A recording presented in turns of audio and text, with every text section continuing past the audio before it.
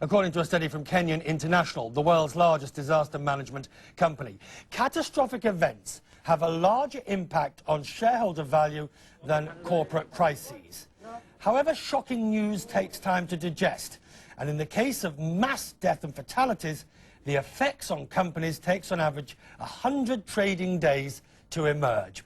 And for these events in particular, the sensitivity and compassion with which the chief executive responds to victims' families is paramount to the company's reputation. Sensitivity and compassion. Let's talk about how companies handle crises and protect shareholder value. Robert Jensen's an expert. He's the president and chief executive of Kenyan International. What sort of disasters and crises are you talking about here? We're talking about mass fatalities, plane crashes, hotel fires, earthquakes, natural disasters, petroleum explosion, chemical events, things like that where people die. Large numbers of people die. And what is your evidence of what the companies are doing wrong?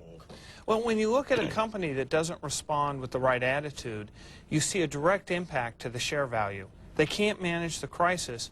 It impacts their ability for future performance. Let's talk about those. Let's have some hard examples. Companies that have got it wrong. Well, you look at Cantor Fitzgerald in the World Trade Center. You look at some of the aviation companies, TWA 800.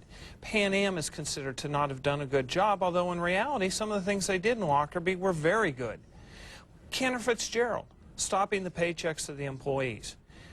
In the end, the CEO, who lost his own brother, appeared very compassionate on TV, did a great job communicating to families, but he never understood it wasn't about him, it was about them. Stopping the paychecks of the employees, although needed to help long-term, gave the message to the families that their loved ones were dead. Those companies that have done it right, those companies have put in place the right strategy. Give me some examples. Oh, Alaska Airlines, with the loss of Flight 261 in California several years ago. That's when the rudder at the back went funny. Absolutely. Came in, the CEO stood up, told the families, I'm not here to talk about investigation, I'm here to take care of you. Talked to families, made counselors, mental health, systems available to take care of their needs in the aftermath. But Rob, you're talking surely about more than just doing PR to save your job and your company, surely. Oh, it wasn't a PR. PR, brand reputation, is very important. It was committing the resources, having the plan, and the plan deals with consequence management for that 1% of the time when things don't go well. Committing the training, so that people But isn't it inevitable that the time you need the training, the time you need it to work, is when every bit of the company is under most stress and strain? You need to train beforehand. The time to train isn't when they're under stress, because it won't work. But training beforehand is training in an unreal scenario. Every one of these situations that I've seen, always, you know, we trained, but we never realized how difficult it was going to be. I don't think you can ever realize how difficult, but you can train the right way.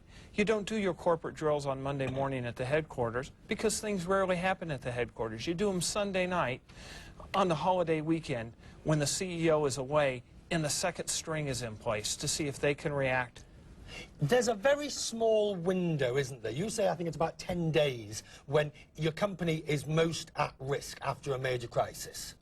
You have very few days to demonstrate leadership, to show you're in charge, you have a plan, you're executing the plan, you're going to take care of the families, the survivors, you're going to take care of the business, and you're going to get the business back going. What's that window of opportunity, do you think? I would say 10 days is fairly accurate. It's going to be a little bit more for some things, a little bit less for others.